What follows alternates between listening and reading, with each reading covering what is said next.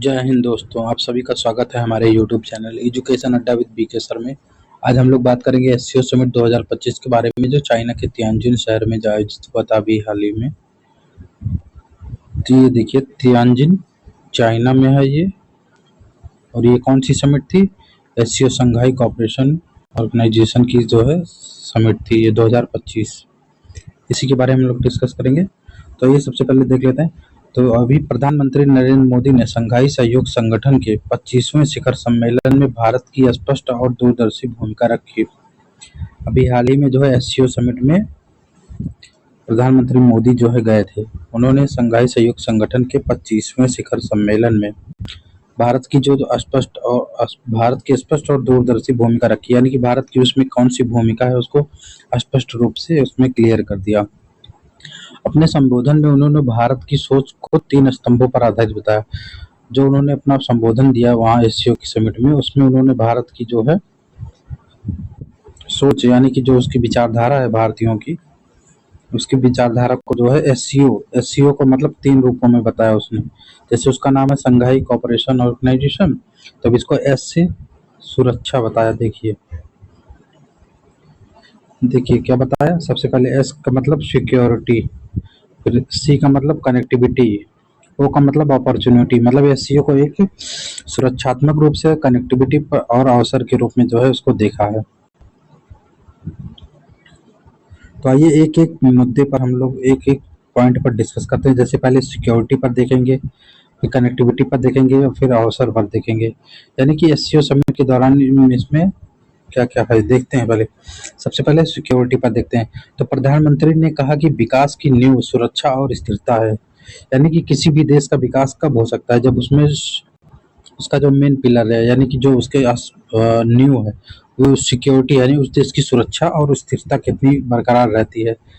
लेकिन जैसे कि स्थिरता के मतलब ये हो गया कि वहाँ की सरकारें नियंत्रित स्थिर हों और राजनीतिक जो वाद विवाद है वो स्थिर रहे, सुरक्षा स्थिर रूप से बनी रहे, अर्थव्यवस्था स्थिर रहे, यानी स्थिरता की बात हो रही है।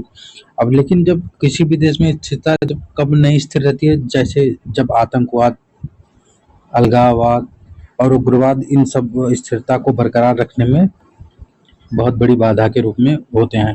यानी कि किसी भी देश की विकास और सुरक्षा, स्थिरता, इन सब में बाधा के रूप में कौन कौन से एलिमेंट आते हैं? तो सबसे पहले आता है आतंकवाद, फिर आता है अलगाववाद, फिर उग्रवाद। ये सब चीजें जिस देश में उभरेंगी वहां पर जो है अस्थिरता उत्पन्न होगी।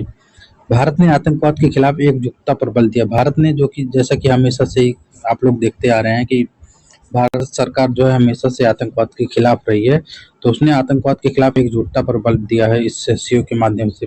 फिर एससीओ रेड्स के तहत भारत ने अलकायदा जैसे संगठनों से लड़ाई का नेतृत्व भी किया है। और भारत ने, प्रधानमंत्री मोदी ने अपने उसमें भाषण में कहा भी है कि आतंकवाद किसी भी रूप और रंग में बर्दाश्त नहीं किया जाएगा। यानी कि आतंकवाद को किसी भी तरीके से बर्दाश्त नहीं करेगा भारत सरकार और ना कि एससीओ। फिर डबल स्टैंडर्ड न अपनाने की अपील की। यानी कि कुछ देश डबल स्टैंडर्ड अपनाते हैं, जिससे आतंकवाद से निपटने की बात करते हैं और प्लस आतंकवाद को बढ़ावा देते हैं। आप लोग समझ रहे हैं कौन से देश की बात हो रही है यहाँ पर।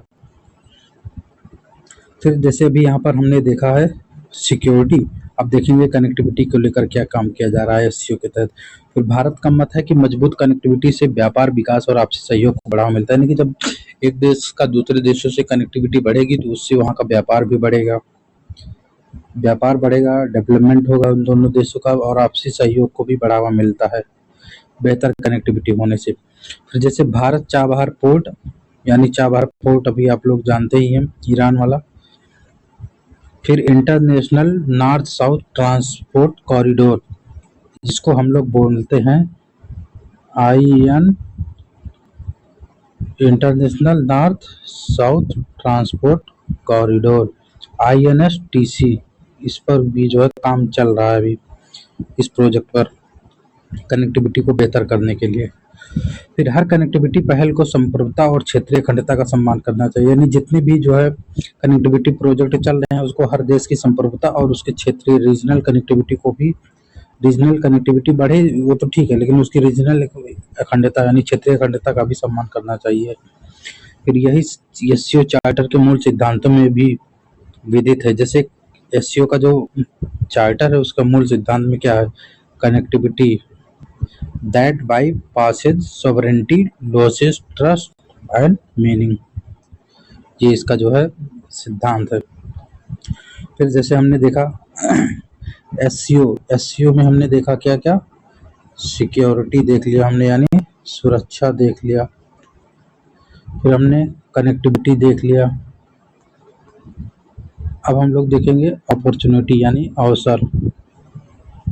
तो आइए देखते हैं। प्रधानमंत्री ने कहा कि भारत अवसरों के नए द्वार खोल रहा है। जाहिर सही बात है। 2023 में भारत ने अध्यक्षता के दौरान, जब एससीओ की जो अध्यक्षता भारत के पास थी, तब उसने क्या क्या किया था? तो उसने startup, innovation, traditional medicine, digital inclusion, युवा सशक्तिकरण जैसे विषयों को एससीओ के एजेंडे में जोड़ा था। मतलब भारत जब 2023 में एजेंडा, मतलब इसका एससीओ का अध्यक्ष था, तब उसके क्या क्या किया था? स्टार्टअप पर ध्यान दिया था, इनोवेशन पर दिया था, ट्रेडिशनल मेडिसिन पर दिया था, जो पारंपरिक मेडिसिन है, फिर डिजिटल इंक्लूजन पर दिया, युवा सशक्तिकरण जैसे विषयों को भी एससीओ के एजेंडे में जोड़ा कि इन सब चीज़ों को भी अब इसमें ध्यान में दिया जाएगा, जिससे अवसर में वृद्धि होगी। इस समिट में सिविलाइजेशनल डायलॉग फोरम बनाने का भी प्रस्ताव दिया था, ताकि कला, साहित्य और सभ्यता की धरोहर साझा हो सके, यानी सभ्यता डायलॉग फोरम। भारत का मंत्र क्या है? Reform, perform, transform. ये भारत का मंत्र है एससीओ में, जो है उस 2023 के दौरान दिया गया था कि उसको रिफॉर्म मतलब इसमें सुधार किया जाए, फिर उससे उसका परफॉर्मेंस देखा जाए, फिर उसमें ट्रांसफॉर्म होगा। फिर आइए देखते हैं एससीओ का भविष्य क्या है। संगठित अपराध, साइबर संगठित अपराध, साइबर सुरक्षा और ड्रग ट्रैफिकिंग जैसी चुनौतियों से निपटने के लिए एससीओ में 4 नए केंद्र स्थापित हो रहे हैं। यानी इन सब जो समस्याएं हैं, साइबर संगठित अपराध, साइबर अपराध, ड्रग ट्रैफिकिंग जैसी समस्याओं से निपटने के लिए एससीओ में 4 नए केंद्र स्थापित हो रहे हैं। फिर जैसे वैश्विक संस्थानों में सुधार की मांग उठाई है, उसी तरह ग्लोबल साउथ की आकांक्षाओं को आउटडेटेड फ्रेमवर्क में कैद रखना भावी पीढ़ियों के प्रति घोर अन्याय है। नई पीढ़ी की बहुरंगी सपनों को हम पुराने जमाने की ब्लैक एंड व्हाइट स्क्रीन बनाई दी, स्क्रीन बदलनी हुई है। ये सब तो इसके एससीओ के भविष्य के रूप में देखा जा रहा है। आप लोग इसको पढ़ लीजिएगा।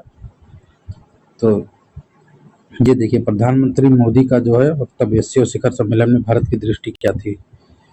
यानी कि ये जो एससीओ समिट हुआ था उसमें भारत का दृष्टिकोण क्या था, ये क्लास जो है उसको डेडिकेटेड है। बाकी एससीओ समिट के बारे में भी हम लोग आपको टेलीग्राम चैनल में प्रोवाइड करवा देंगे कंटेंट, आप लोग वहाँ से भी पढ़ लीजिए। बाकी इस क्लास को ज़्यादा से ज़्यादा शेयर करिए अपने दोस्तों में। ये हमारा यूट्यूब चैनल है, आप लोग इसको सब्सक्राइब कर लीजिए और शेयर करिए अपने दोस्तों में। बाकी आज के लिए इतना ही, धन्यवाद।